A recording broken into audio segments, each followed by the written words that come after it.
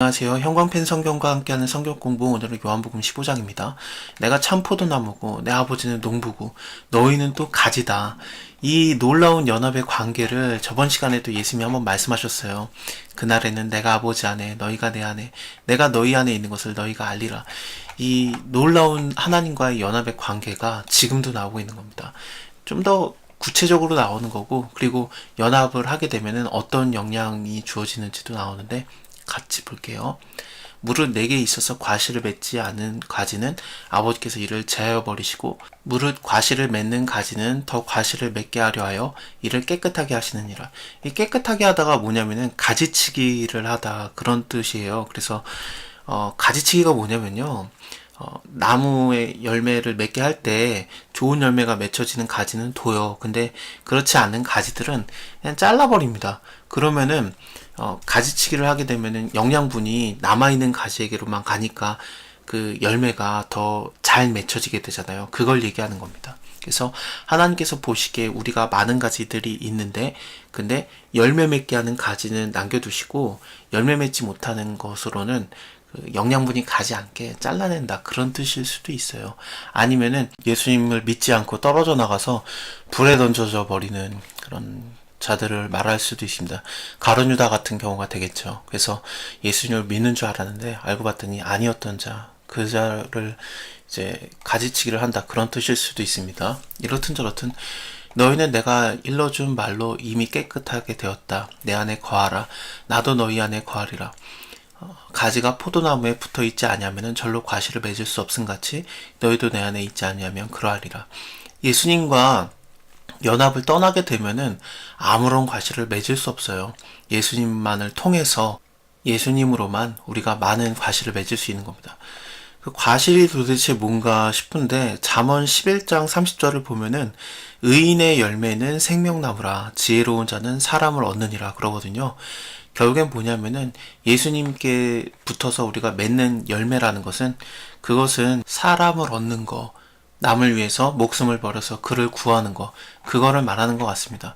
친구를 위해서 자기 목숨을 버리면 이보다 더 큰 사랑이 없나니 너희가 나의 명하는 대로 행하면 다 나의 친구다라고 밑에 나오잖아요. 그래서 이것을 그 친구를 위해서 목숨을 버리는 거, 남을 구하는 거, 하나님께서 이 세상을 사랑해서 이 세상을 구원하는 그 구원 사역에 우리가 동참되는 그런 걸 말하는 것 같습니다. 나는 포도나무고 너희는 가지니 저가 내 안에 내가 저 안에 있으면은 이 사람은 과실을 많이 맺나니 나를 떠나서는 너희가 아무것도 할 수 없음이라. 사람이 내 안에 거하지 아니하면 가지처럼 밖에 버리워져 말라지나니 사람들이 이것을 모아다가 불에 던져 사르니라. 너희가 내 안에 거하고 내 말이 너희 안에 거하면 무엇이든지 원하는 대로 구하라. 그리하면 이루리라. 사람을 구원하는 그 구원 사역에, 하나님의 사역에 우리가 동참하게 되면 그때 우리가 구하는 것들은 하나님께서 다 이루어 주신다는 그런 얘기인 것 같습니다. 너희가 과실을 많이 맺으면은 내 아버지께서 영광을 받으실 것이고 너희는 내 제자가 되리라. 아버지가 나를 사랑하신 것 같이 나도 너희를 사랑하였으니 나의 사랑 안에 거하라. 내가 아버지의 계명을 지켜 그의 사랑 안에 거하는 것 같이 너희도 내 계명을 지키면 내 사랑 안에 거하리라. 하나님의 계명은 무엇이었습니까? 그 13장에서도 나오는데, 내가 새 계명을 너에게 준다. 서로 사랑하라. 내가 너희를 사랑한 것 같이 너희도 서로 사랑하라 말씀하셨거든요. 이 사랑, 남을 위해서 목숨을 버리는, 사람이 친구를 위하여 자기 목숨을 버리면 이보다 더 큰 사랑이 없느니라. 예수님께서도 우리를 사랑하셔서 자기 목숨을 버리신 건데, 우리도 마찬가지로 남들을 위해서, 하나님의 구원 사역을 위해서 남을 향한 그 구원, 그 생명을 구하는 거, 오직 그 생각으로 나의 목숨을 버리면은 그것이 바로 사랑이다라고 말씀하시는 겁니다. 너희가 내 명령대로 행하면은 곧 나의 친구다. 이제부터는 너희를 종이라 하지 아니하리니 종은 주인이 하는 것을 알지 못하는데 너희는 친구니까 내가 너희에게 다 알게 해주겠다. 이거 창세기 18장에서 하나님께서 그 아브라함에게 숨기지 않았던 일이 있었어요. 그게 무슨 배경이냐면, 하나님과 두 천사가 사람의 몸으로 오셨습니다. 그때 아브라함이 하나님인 줄 알지 못하고 그냥 나그네인 줄 알고 어쨌든 영접을 하잖아요. 그때 하나님께서 내가 이거 하려고 하는 거를 아브라함에게 숨길 필요가 있겠느냐, 그런 다음에 지금 내가 소돔과 고모라를 심판하러 가는데 이것을 너에게 가르쳐 주는 거다 그랬더니, 아브라함이 롯을 생각하면서 그 구원에 대한 얘기를 하지 않습니까? 50명의 의인이 있으면 그거 멸망시켜야 됩니까? 45인이 있으면은 멸망시키는 게 가합니까? 악인과 의인이 같이 죽는 게 그게 말이 됩니까? 라면서 하나님과 구원에 대한 얘기를 시작하잖아요. 하나님께서 심판을 내리실 때 그것과 동시에 구원이 있는데, 근데 그 구원 사역을 아브라함, 그러니까 모든 것을 숨기지 않았던 친구처럼 대했던 아브라함에게 그 사역에 동참시키는 거거든요. 그래서 롯의 가족을 구원하는데 그렇게 사용을 하시죠. 물론 아브라함이 딱히 한 건 없어요. 하지만 하나님의 구원 사역을 알게 되었고 심판의 사역도 알게 되었고 그 구원 일에 동참하게 되었었어요.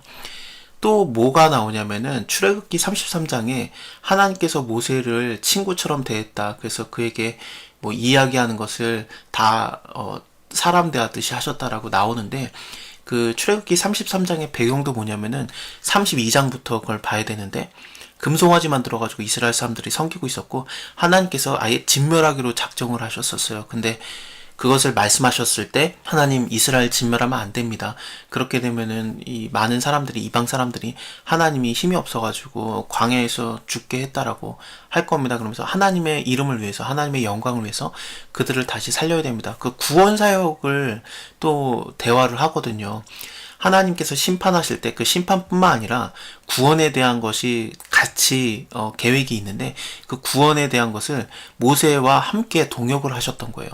지금도 마찬가지입니다. 예수님께서 친구로서 이들을 대하시는 건데, 이게 뭐냐면은 세상의 심판, 성령이 오시게 되면은 세상을 책망하시리라, 그게 16장에서 나오게 될 겁니다. 그래서 이 세상에 대한 심판에 대한 얘기가 나올 때 그 심판 플러스 하나님의 구원 사역이 같이 있는 거거든요. 왜냐하면 예수 그리스도의 십자가가 또 있기 때문에 그렇습니다. 그래서 그것을 가르쳐 주시면서 이것을 듣는 자들에게 하나님의 구원 사역에 동참케 하시는 거죠. 하나님의 구원 사역의 동역자가 되는 것은 하나님의 절대적인 주권이에요. 하나님께서 우리를 택해 세우시는 거고, 그걸 통해서 우리가 과실을 맺을 수 있게 도와주시는 거죠.